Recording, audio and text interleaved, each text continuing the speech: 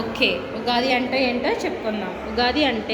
ఉగాది అనే పదం సంస్కృతం నుంచి వచ్చింది. యుగ అంటే కాలం లేదా యుగం, ఆది అంటే ఆరంభం. కాబట్టి ఉగాది అంటే కొత్త యుగానికి ఆరంభం అని అర్థం. ఉగాది ఎప్పుడు జరుపుకుంటామంటే ఉగాది పండుగను హిందూ చంద్రమాన క్యాలెండర్ ప్రకారం చైత్రమాసం మొదటి రోజు జరుపుకుంటాం.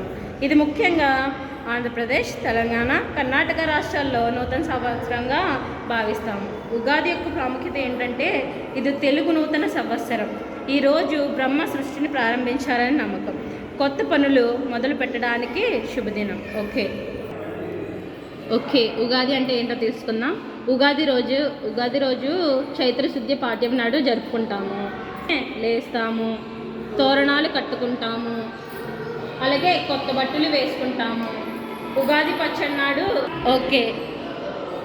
ఉగాదికి పచ్చడి తోరణాలు కట్టుకుంటాము, కొత్త బట్టలు వేసుకుంటాము. ఉగాది పచ్చడి ప్రాముఖ్యత. అలాగే ఉగాది రోజు పిండి వంటలు వండుకుంటాము, అలాగే పంచాంగ శ్రావణం చదువుకుంటాము.